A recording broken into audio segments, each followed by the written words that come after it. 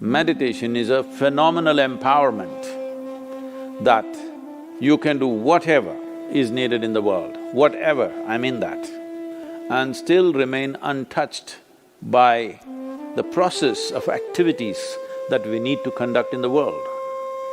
If you sit here, your body is here, your mind is there, who you are is little away. This is the end of suffering, and this is meditativeness.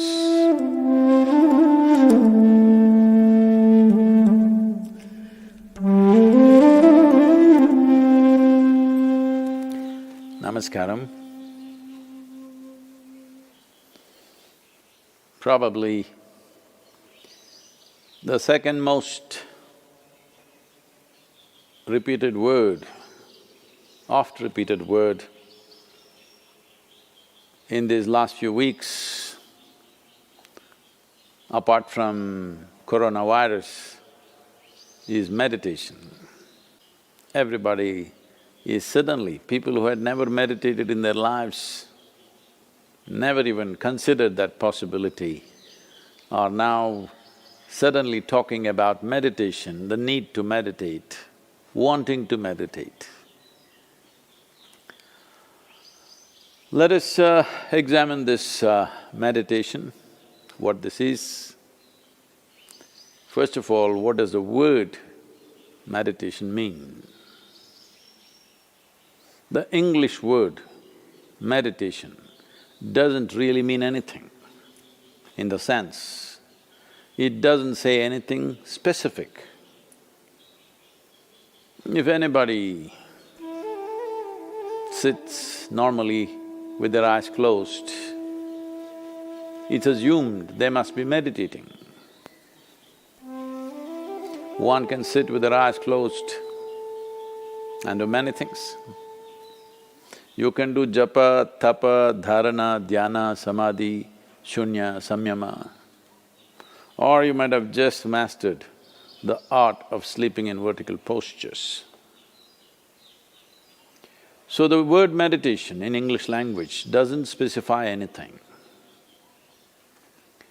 Generally we assume, or generally people assume that meditation means dhyana. In Tamil Nadu it's dhyanam, if you go little north it's dhyana, if you go really up north it's dhyan. If you go further up it becomes chan, if you go little more east it becomes zen. Same thing. So, what is this dimension that we are trying to describe with this word meditation? One fundamental thing that we need to understand is, you cannot do meditation because meditation is a quality. A quality is a consequence of a certain process. You can initiate a process, you can conduct a process. You cannot conduct a quality. Quality is just a consequence. It is like you want flowers in your garden. You don't sit there and do flower meditation. You know what happened to the flower people If you want flowers in your garden, you don't have to think flowers. You have to think soil, manure, water, sunlight. If you conduct this process of these ingredients properly, flower and fruit is a consequence. But today, the world has become so goal-oriented. Because they're so goal-oriented, they are not interested in the soil, definitely not interested in the manure and all the other things, but they want flowers and fruit. If you want flowers without soil, manure, water and sunlight, well, you will have to settle for plastic flowers. Plastic flowers are very wonderful. Those who think of utility, it serves you in many different ways. It comes with a 5-year guarantee. Flowers are a nuisance. If you keep flowers in your house, you have to look at them at least 5 times in a day, what's happening, are they thriving well or not. But if you keep plastic flowers in your home, 5 years guarantee, unlike your life. If you're alive,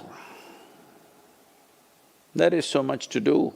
You even have to dodge the virus, invisible virus. But the dead only have to be preserved. So essentially, the dimension and the process that you're referring to as meditation is very life-oriented. When I say life-oriented, today largely you're material-oriented or at the most mind-oriented, maybe emotion-oriented or physical body, which is a material again. Largely life has become like this. People's idea of life is, if someone says, "my life," you're supposed to understand they're talking about their job. They're talking about the economic condition in the country or in the world, about their car, maybe about their dog, sometimes about their husbands or wives. It could be anything. But the only thing that's truly life is what is throbbing in this. This is life. The rest are arrangements that we have made, hoping that these arrangements will allow us to enhance our life. Whether it's education, career, relationships, marriage, children, wealth, whatever. All these things one is after only in the hope that it will enhance our life. As you know, most people, instead of enhancing their life, largely get entangled with these accessories. Accessories have become larger than the life process. Well, I think in a very cruel way, the virus is bringing focus on the life. You suddenly understand your expensive home has become a prison.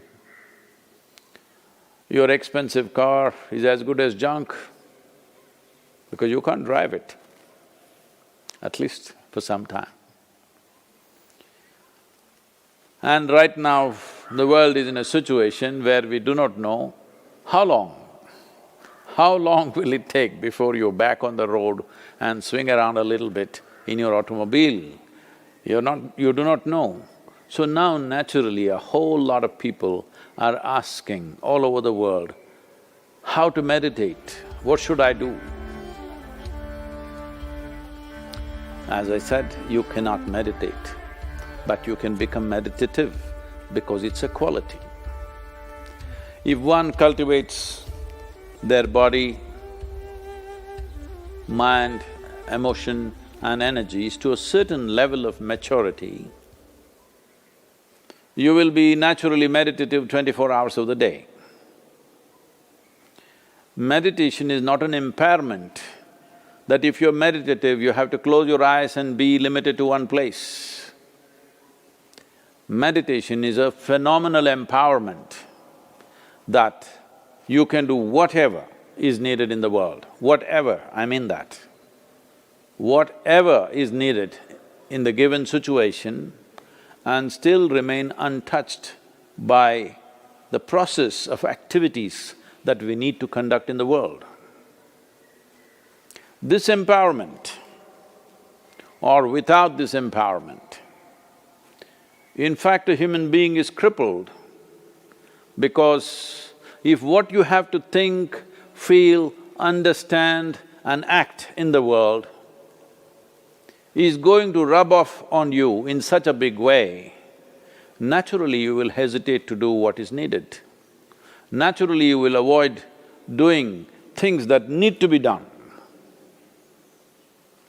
In a way, the moment you are in a state where your own activity and the activity of the world around you and the activity of your mind and your emotion, once they're impacting you every moment of your life, then in some way you will cripple yourself because naturally you would want to keep the scale of your life very limited because activity, thought, emotion, involvement with life can cause enormous amount of suffering. Once there is fear of suffering, knowingly or unknowingly, you will limit the scope and possibilities of your life. Meditation means just this, in a very simple way if we have to put it. If you sit here, your body is here, your mind is there, who you are is little away from these two dimensions of physical body and mental accumulations. These two accumulations of body and mind, if a little space arises between you and this is the end of suffering. And this is meditativeness.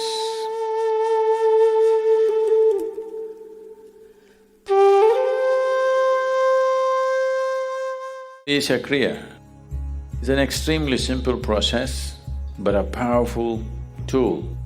These three ingredients, your breath, your thought and your awareness, in the right combination, if you use them, your ability to use the mind and the body is so greatly enhanced that you almost look superhuman for somebody else. But I'm telling you, this is human. This is not about being superhuman. This is about realizing being human is super.